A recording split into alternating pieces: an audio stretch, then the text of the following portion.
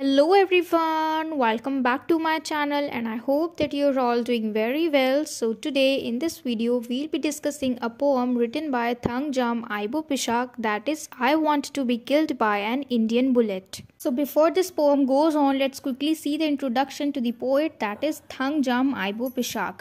He is one of the most famous poets from Manipur and he was born in 1948.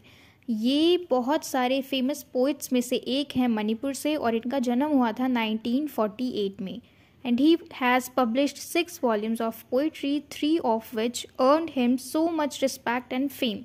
और इन्होंने कविताओं के 6 खंड लिखे जिनमें से 3 ने इनको बहुत ज़्यादा रिस्पेक्ट और फेम दिया, क्योंकि इनकी इस 6 वॉल्यूम ऑफ पोइट्री में से 3 जो थे वो बहुत ज़्यादा फेमस हो गए, उनकी राइटिंग बहुत अच्छी थी and that is why those were considered as prominent writings. So it's all about the poet. अब हम चलते हैं हमारी पोएम की तरफ, जो कि है I want to be killed by an Indian bullet. तो इस पोएम के टॉपिक में जो आई है, I want to be killed by an Indian bullet, ये जो आई है ये है फर्स्ट पर्सन जो कि स्पीकर है and he is being haunted. ठीक है, इसको डराया जा रहा है, इसको सताया जा रहा है and the poem begins with the feeling of being trapped.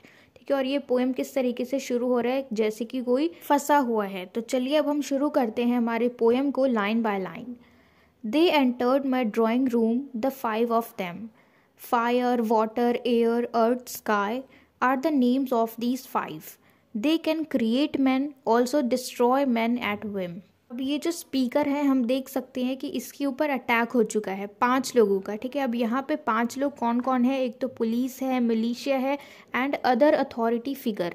लेकिन ये जो स्पीकर है इनका नाम ना लेके इनको क्या कहता है, fire, water, air, earth, sky, ये 5 एंटिटीज़ के साथ इनको एक तरीके से वो कंपेयर करता है। और वो क्या कहता है कि दे एंटर्ड माई ड्राइंग रूम, कि ये पाँचों इसके ड्राइंग रूम में घुस जाते हैं और इन 5 के नाम क्या क्या हैं, fire, water, air, earth, sky.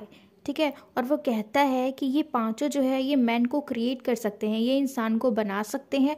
Also destroy man at Vim. Vim का मतलब होता है सडन डिज़ायर और चेंज ऑफ माइंड, यानी अचानक से अगर उनका माइंड चेंज हो जाए तो ये इंसान को डिस्ट्रॉय भी कर सकते हैं, ये इतनी ताकत रखते हैं। तो हम देख सकते हैं कि ये जो स्पीकर है इसकी एक पूरी जेनेरिक फैमिली है, एक नॉर्मल फैमिली है जिसके अंदर वाइफ है, इसके बच्चे हैं।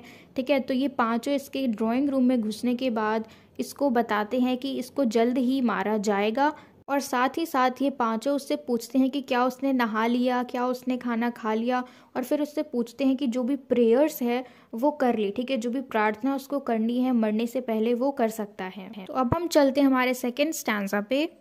Are you a poet who pens gobbledygook and drivel, और do you consider yourself a seer with oracular power, और are you a madman asked the leader. तो अब यहाँ पे स्पीकर जो है वो पूछता है इनसे कि क्या तुम कोई पोएट हो जो कि अजीब गरीब चीज़ें लिखता है, नॉनसेंस चीज़ें लिखता है।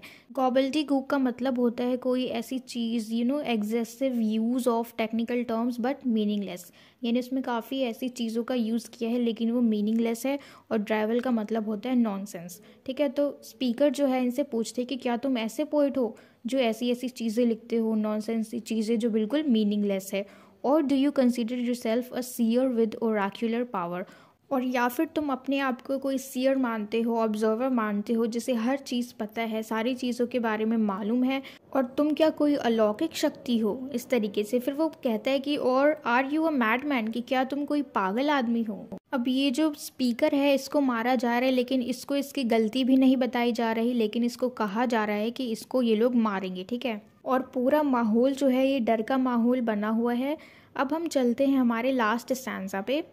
इन what manner will you kill me, will you cut me with a knife, will you shoot me, will you club me to death. ठीक है, अब वो कहता है कि तुम किस तरीके से मुझे मारोगे, क्या तुम मुझे चाकू से काटोगे, या फिर तुम मुझे शूट करोगे, या फिर तुम मुझे इतना मारोगे जब तक मैं मर नहीं जाता। ठीक है, क्लब मी टू डेथ का मतलब है कि किसी ऐसी बड़ी चीज़ से मारना, किसी ऐसे बड़े से वेपन से मारना जब तक कि इंसान मर ना जाए।